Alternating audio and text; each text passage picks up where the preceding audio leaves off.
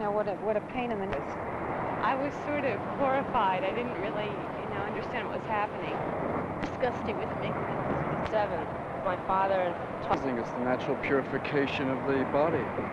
Well, it used to bother me as a teenager and a young girl, and mostly I think it bothered me because people sort of expected it to bother me a lot, so it didn't. I had cramps.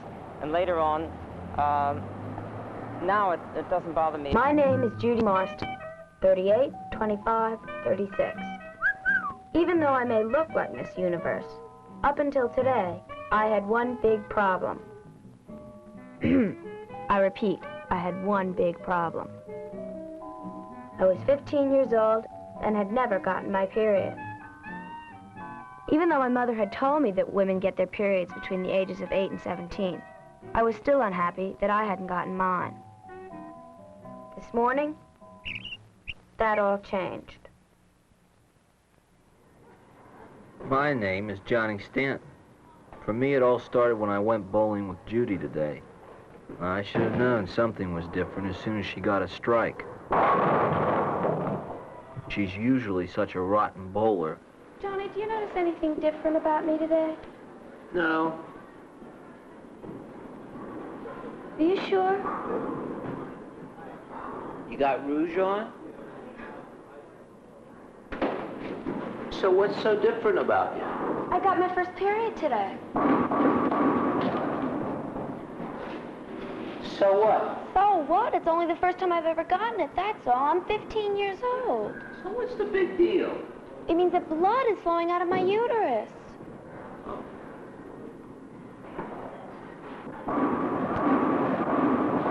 Oh.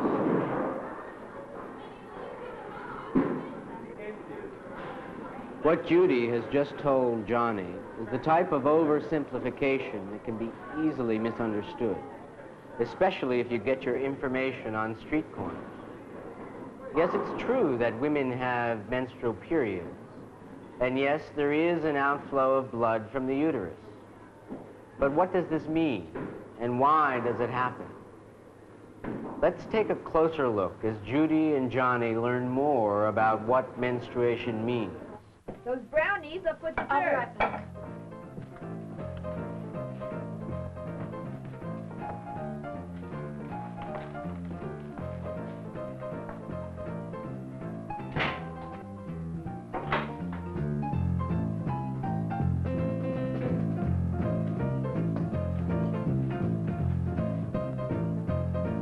Hey, kids, don't drink all the milk.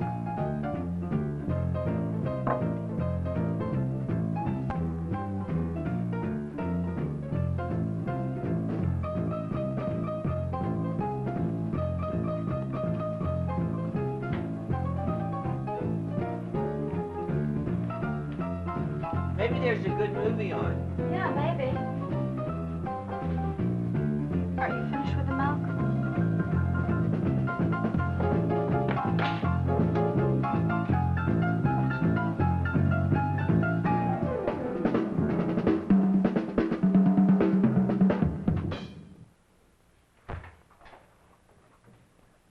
Nothing much good on.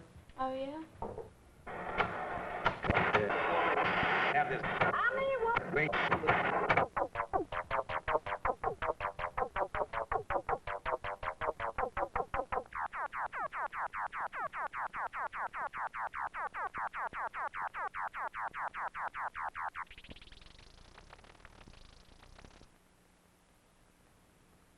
You got that? Yeah. Good. Now, Lola, here's how it all happened. Oh, boy, oh, boy, oh, boy. You know how sometimes you call me Franny, and my real name is Francine? Yeah. Well, sometimes I call this an egg cell, and its real name is ovum. That's because the egg cell comes from an ovary. Every woman has 2 ovaries, just as every man has 2 testes. The egg comes out of the ovaries, and the sperm comes out of the testes, and they meet in the female body in the fallopian tube. What, are you trying to confuse me or something? Now, Lola, look at me. See my head, see my body? They're connected by my neck. See the ovary? See the uterus? They're connected by the fallopian tubes. The fallopian tube is just another passageway in the body. I get it. The fallopian tube is just another passageway in the body. Right, except there are two of them, one for each ovary. Right. Now, once a month, the pituitary gland notifies one egg cell to mature, break out of one of the ovaries, and travel through the fallopian tube to the uterus. If the egg cell gets to the uterus without being fertilized, the lining of blood and tissue there that would house this growing egg cell is not needed. So the egg and the lining disintegrate and flow out of the body through the vagina. That's called menstruation. Menstru what? Menstruation. What a funny word. Yes, it is, but it makes a lot of sense. It does? Sure. Menstruation comes from the Latin word menses, which means monthly. Oh, yeah. Why does that make sense? Because monthly, this lining of blood and tissue builds up to receive the egg that monthly breaks out of the ovary. You mean that every month a new baby could start growing there? No, Lola. Usually, when one egg cell is fertilized, the lining won't dissolve, and the body doesn't notify the ovaries to release any more eggs. I see. There's just one thing I don't understand, Francine. How does the sperm get into the fallopian tube so it can meet the egg? Well, Lola, that happens as a result of sexual intercourse when no form of contraception is used. Then the woman can become pregnant. Now, by using birth control, every woman can make her own decision when to have children. So unless a woman is pregnant, she should get her period every month. I don't know, Francine. You're awful smart. Joanne Johnson was on the streets today, continuing her inquest of hygiene in the city. Today's topic, menstruation. Joanne? I'm here on the street, stopping people at random, asking them their feelings about a very important yet personal subject. Yeah, very much aware of when I'm going to get it. How? By physical symptoms, Like what? bloating, and I usually the day before get rather tense and feel irritable. I had terrible bellyache. The night before I got super hungry and compulsively nervous. Be kind of messy, I imagine. Messy. I have been hips. I didn't get mine until I was 14, and I was the last one in the crowd to get it. And I was also very underdeveloped and small, so I felt like a child, and I didn't feel like a woman until I got my period. I got my period about the time most of my friends were, which was 13, and it didn't symbolize anything to me about being a woman. It was just like another thing to cope with. But I generally have terrible cramps, or I had terrible cramps. I found that if I did exercises, that this would kind of ease the cramps. You lie back, and you raise your legs, and just kind of lower them slowly to the ground. I flow very heavily, and I can use 2 tampons at once, when one napkin wouldn't be effective at all. How do you... Well, they actually fit in side by side, and if you put one in and just hold the string, and then insert the other one just gently, it'll fit in beside it. You're really lucky that you can use tampons at this age, because when I was younger, they used to believe that you could only use a tampon if you weren't a virgin. But I think most mothers had that idea because tampons haven't been around for that long, really. Well, the trouble with this diagram is that it shows a standing figure. And I think when you're first starting, it's much easier to put one in when you're sitting down. The hardest thing to do is to find where to put it, because the vagina is located in the middle. It's not seen on the surface. So what you have to do is spread the outer skin apart, and maybe even use one of your fingers and feel where the entrance to it is.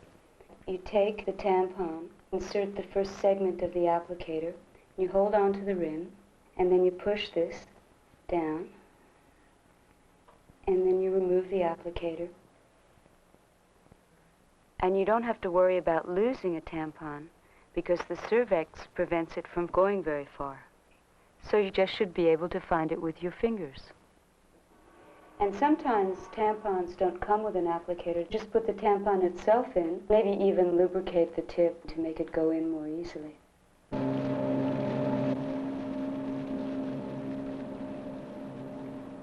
Wouldn't you know it? I finally get my brother's car to go to the beach and it starts to rain. Not only that, Judy disappears off to her new home, the bathroom. and I get stuck lugging all this stuff to the shelter.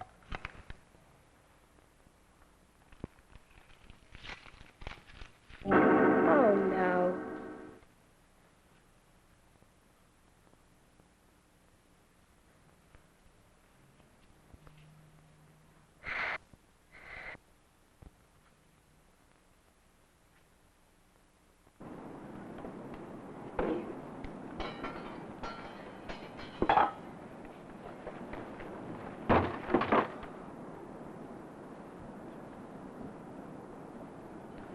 I can't understand it. The weather report said warm and sunny. I wanted to go swimming. Well, you can't go swimming. You're having your period. I can, too. Just because I'm having my period doesn't mean I have to stop doing everything.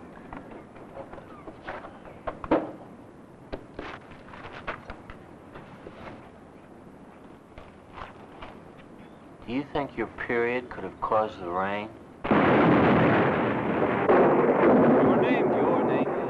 What is number one? What is your name, please? What is number one? What is your name, please? My name is Leslie J. Beard. My name is Leslie J. Beard. My name is Leslie J. Beard. Panel, if you'll follow along with me, please, as I read the affidavit you have before you. I, Leslie Jansen Beard, world-famous socioanthropologist, have been studying the origins and customs of menstrual taboos the world over for the past 15 years.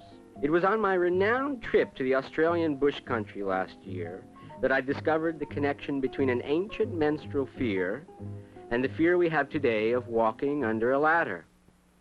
Signed, Leslie Jansen Beard.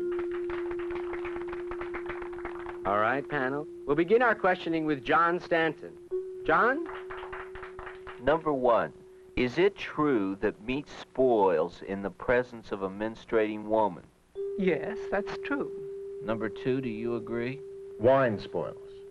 Number one, where did the term the curse originate? I think it's an old Anglo-Saxon term. Let's move on to Eileen Funnell. Thank you, Bob. Number 3, how are menstruating women treated as a general rule in most primitive cultures? They were isolated from the villages and made to live in menstrual huts on the outskirts of the settlements. Thank you, Eileen. And now on to Mitchell Barker. Mitch? Hi, Bob. Number 3, what were the men afraid of? They were afraid that these women possessed evil powers that would sap their vitality. And on to Judy Marston. Thank you. Number 3, who started all these myths and taboos? Back in matriarchal societies, women would make up scary stories so that little boys and men would leave them alone during it. Number 2. Well, women always start everything. I have more questions to ask. We'll have a chance to talk with the contestants after the voting. Mark your ballot. Prepare to determine who is the real Leslie Jansen Beard.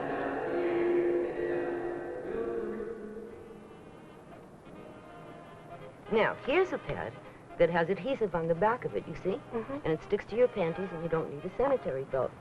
It comes in 2 sizes, regular and miniature. And here's just a regular pad, but this one is flushable and comes in super and regular sizes.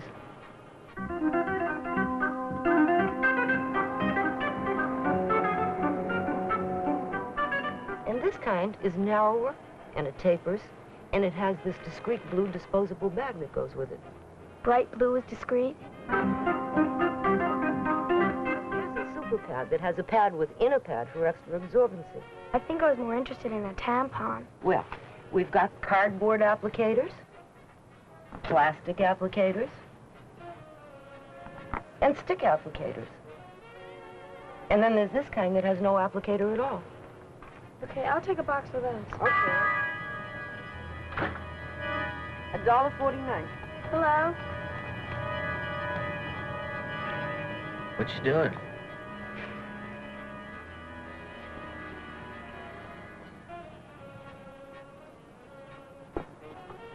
Can I help you, sir?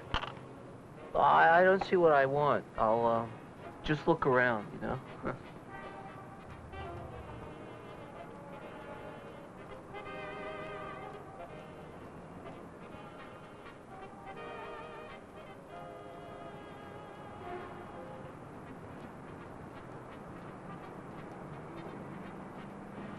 That'll be $1.89, sir.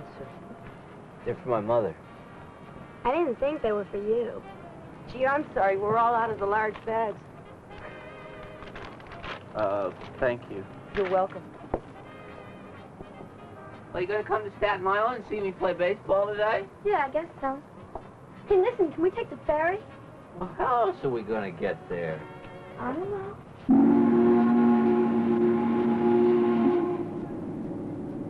Who would have thought it? Just 7 short days ago, there I was, an innocent dumbbell kid.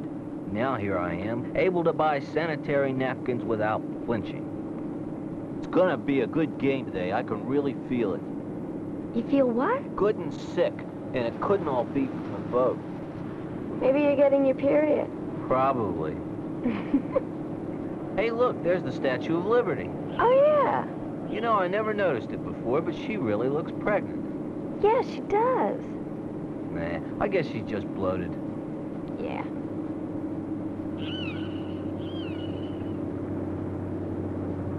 You know, I think I'm qualified now to do a report on menstruation. It happens to everybody, except men. I would dig it, actually. It's not a great feeling. You can't do nothing with your period. I think what caused the change in attitude is sort of a lot of what you might call women's lib, although I'm not one of the, I'm not a member and I'm not militant about it, but the whole attitude toward it has changed. I used to use this as an excuse until I realized it wasn't a valid excuse and that there was no reason for it to bother me. And I started doing all the things like going swimming and so on. I realized nothing happens. Took a bath, even had intercourse, and nothing bad happened. And so as a result of trying all these things and becoming more free in my own attitude towards it, now it doesn't bother me at all. This is Johnny Stanton from the Staten Island Ferry. Judy?